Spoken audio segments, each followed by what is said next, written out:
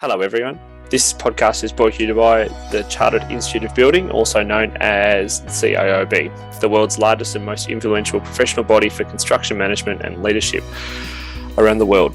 We have approximately 50,000 members in more than 100 countries. Our members, past and present, have had a hand in executing many groundbreaking construction projects across the world, from the Houses of Parliament in London to the Sydney Opera House, through to venues for Beijing and London Olympics. Chartered membership provides you with the recognition of your abilities, knowledge and expertise within the industry, creating more exciting career opportunities. Don't forget to become a student member for free today. We'd like to welcome our guest tonight, which is Kevin Kalip. Thanks, Daisy and Ethan. So I'm pleased to be on this episode of the podcast today. To introduce myself, I'm Kevin. I'm a soon-to-be graduate of the Master of Construction Management at the University of Melbourne. So aside from that, I'm also a former CSA president. The CSA, of course, is the Construction Student Association at the University of Melbourne, and a former student leader in other organizations at the university. A bit of about myself in my career now, in my position. I'm currently an assistant project manager at Knight Frank in Indonesia. I've been in this position since the beginning of the year.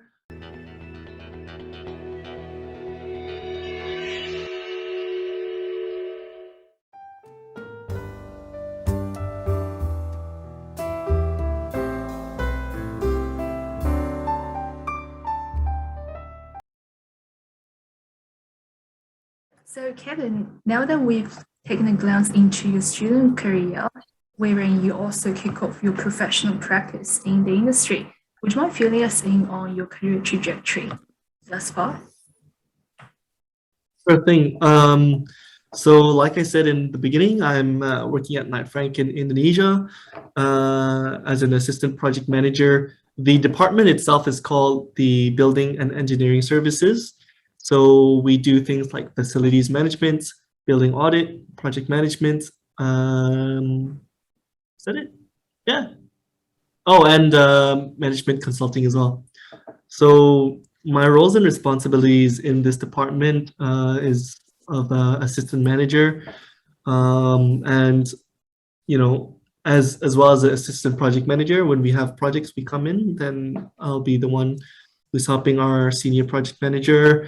Day to day, I've actually been working on a lot of varied things, such as helping in evaluations, research and consultancy as well as commercial sales, because of my varied background. Yeah, that's really a tremendous spread of exposure to multiple facets of the business and also the property profession, which I'm sure will grow you tremendously in the course to come down the road. But in the meantime, do you mind sharing what the one thing is that you're learning, that you're honing on developing right now in your workplace? I would say the one thing that I'm focusing quite a lot of effort into now is preparing an effective tender. So when we get RFPs and requests for EOIs and stuff like that. So I'm trying to develop my skill in preparing an effective response to EOI. Just so that it reflects the best of our company and reflects that we are a competitive tenderer. And it does take some skill, because it's a lot of fancy writing involved and conveying and reflecting the right qualities of the company to match what the client wants. That's kind of what I'm trying to touch on right now in the workplace.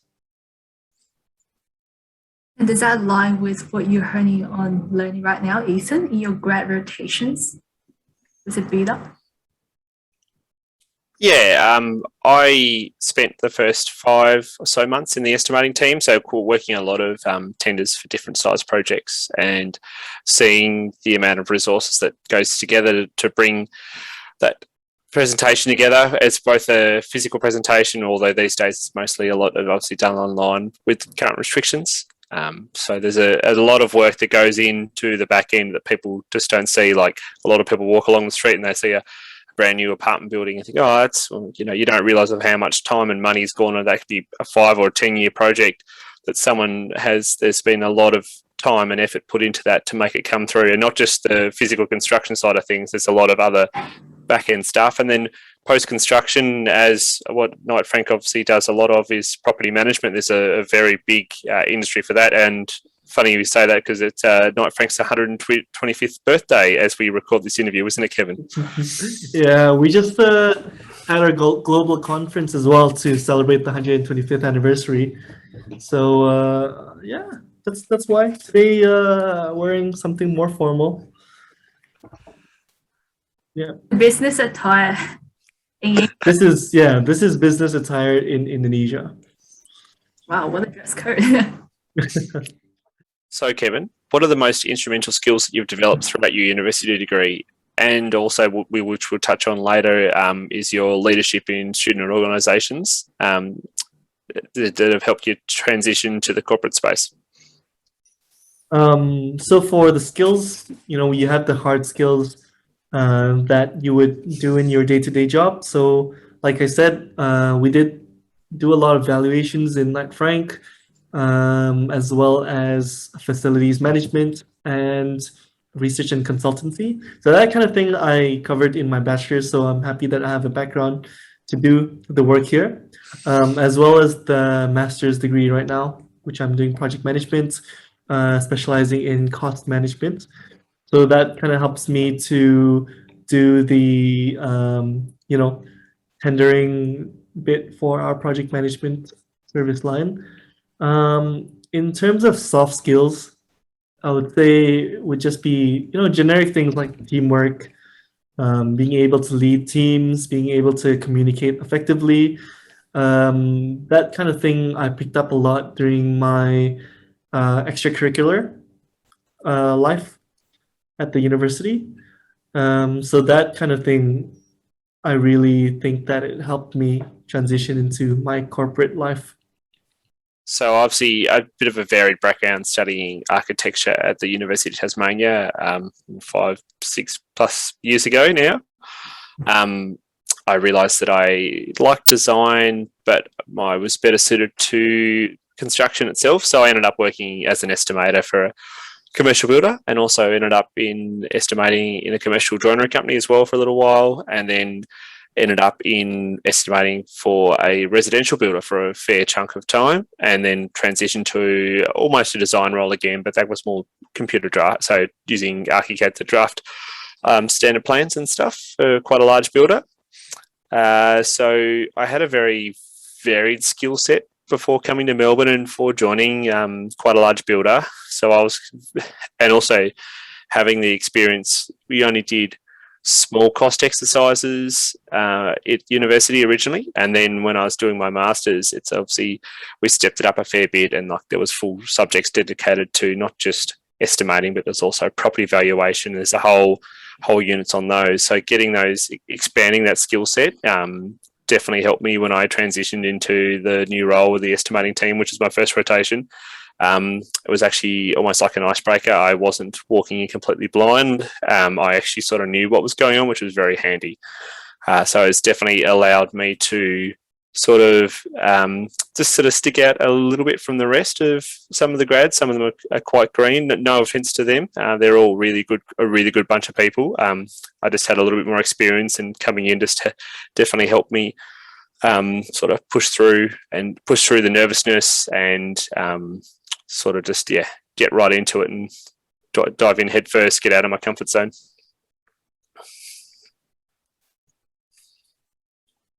And that's how you approach your zone of genius, by constantly navigating and venturing in anywhere but your comfort zone, I would argue. Yes, I think I would agree. Like, I definitely enjoyed the estimating rotation, and now being on site again, it's completely out of my comfort zone, but I've got that experience of being able to look back on, particularly everything has a cost, particularly when it comes to on-site things, sort of just understanding that it's not just numbers, they actually sometimes mean physical items and man hours. So what are your rotations, by the way? Just to have an understanding of what you're doing. Well, there is a set program, but there's no set time frames. It's all sort of project specific. So I spent 5 months in estimating, which is sort of long, but also sort of short. Like it sort of varies. And then so the job I'm on now is a $20 million-ish office refurb for a building, as I mentioned before, managed by Knight Frank, for a luxury goods retailer. So they're just turning a building into it's an existing 6-story building, and we're just turning it into more office space and workspace for them.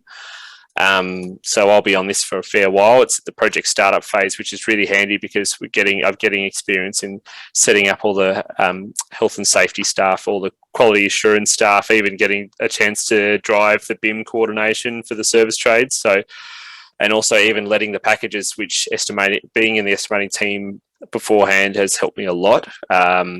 Being able to then understand how to write a scope of works and then how to put it all together to then present that to the commercial manager, to the construction manager, say that I've looked through these guys' quotes, I've explained it to them, they've agreed to this is what we've agreed to, can we sign them up, essentially. Definitely having all that startup project experience has been really good. Yeah, it's good to see that you're kind of applying what we did in uni, because I think I wouldn't share the same experience of what we're doing in Jakarta, in Indonesia. It's very kind of messy here, and obviously it's good that we did our study in Australia and we can bring back some of the good practices, to our home countries.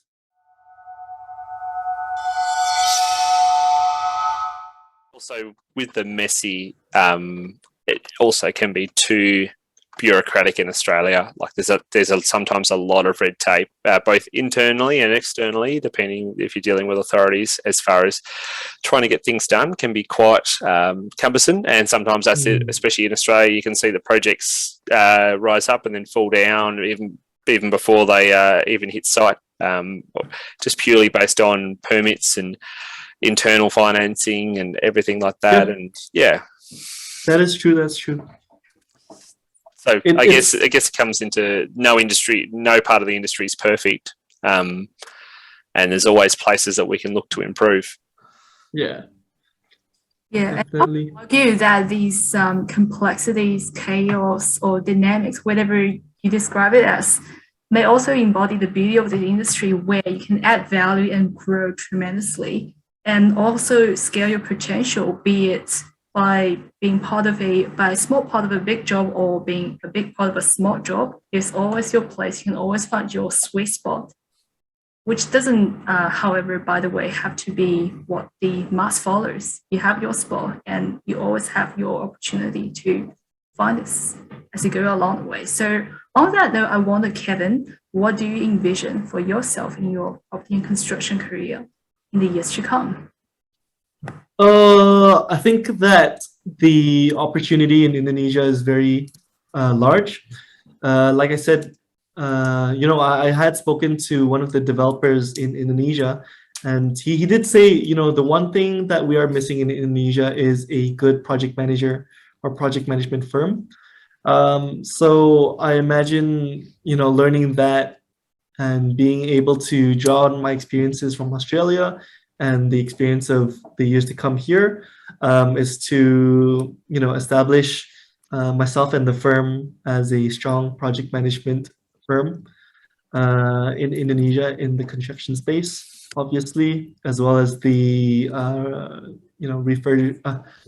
as well as the office fit out space as well. So that's kind of my goal in the next 5 to 10 years. And down the line, work on something myself. May not be construction related as well. I like to do, many things here and there. Feel a thing, if you don't mind. Sorry? Feel a thing on process of your big picture. Well, there is this one plan. We were talking to a civil engineer, civil consultant here, is the creation of prefab manufacturing in Indonesia. So I guess the big plan is to either, set up a factory to do prefab, either in the form of precast concrete, or actually, prefab in terms of CLT, that kind of thing. Yeah, that'll be a really exciting space, because there is so much room for opportunity in growing in developing countries, and it's so easy to just bring a technology that you've learned in a developed country like Australia, Europe, America, UK, that kind of thing, and try to adopt it the best you can in a developing country, as in where is appropriate. Yeah. You touched on CLT. It's obviously a massive growing industry, particularly even in Australia, but obviously it's been driven a lot from the European, from the EU, but it's great to see it take part in Australia, but I think it'll be really good to see it take off in Indonesia as well. Yeah. The one thing I was quite interested in after talking to kind of like mentor of mine is that, you know, there are many reasons why CLT would work in Indonesia or in Asian countries, but a large also setback or inhibitor for this technology to enter the market is just sentiment towards wooden construction. So that's something interesting that to share with the, you know, our listeners or viewers today. Yeah, definitely. When you look up at a skyscraper or even just an apartment building, you don't generally imagine it as timber. Even just the person has no building experience at all, they look up and see concrete and steel and glass. But it's certainly, I think it's becoming more and more common. I think Charter Halls has started construction of they are developing a CLT mid-rise structure in the city of Melbourne, in the CBD, which would be great to see that go up and hopefully see CLT used more throughout Victoria, Australia, and then potentially into places like Indonesia. Yeah, because a big part of it is just education, you know, and then, you know, once everyone is ready for the product, then, you know, it can be delivered into the market.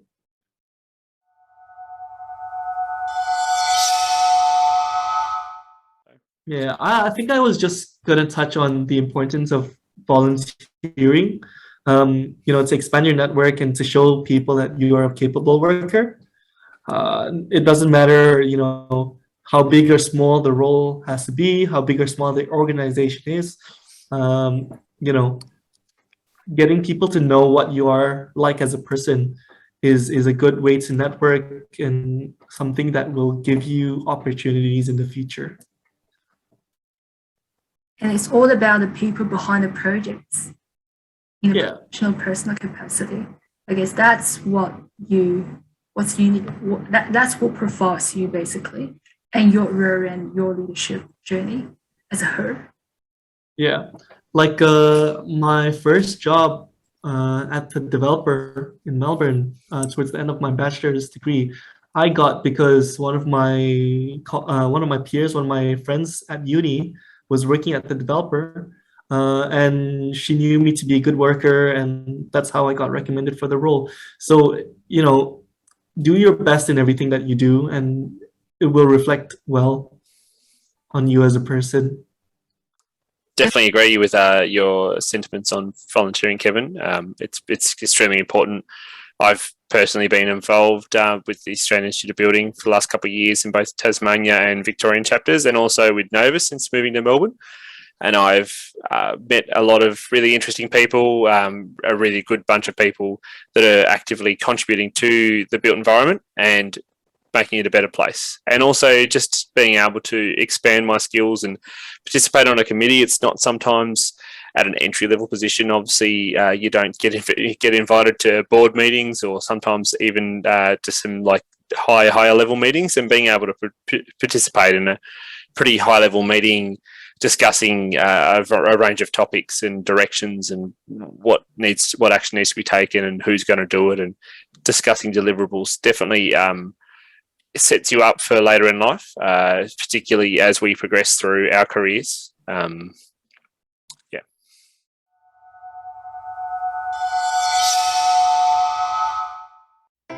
So, Kevin, thank you very much for joining us from overseas tonight in Jakarta. We really appreciate your time and your very interesting points on your experiences through both study here and abroad, and also your experiences working in the industry in Australia and in Indonesia, providing that really unique experience and being able to share that with us, as not many, so both young professionals and students not being able to experience both like Indonesian and Australian construction and property industries, and seeing the differences and seeing potential improvements that could be made. So yeah, thanks Kevin for your time, really appreciate it. Thanks for having me, Ethan and Daisy. Yeah, thank you again very much, Kevin, for coming to the floor. I tremendously feel quite humbled and pleasure to interview a very amazing leader who I had in mind from day one, and who had become a quite integral part of my journey as a source of inspiration and a beacon to me. Had I not met him, I wouldn't have also lived into many opportunities. So yeah, on that note, Kevin, do you mind concluding with a quote that defines your attitude to getting you to where you are today? This is kind of like a jumble of quotes that I try to live by. I'm still trying to live by. It's basically, this idea that you miss 100% of the shots you don't take. So don't be afraid to try new things, to go against the norm, and to take the road less traveled.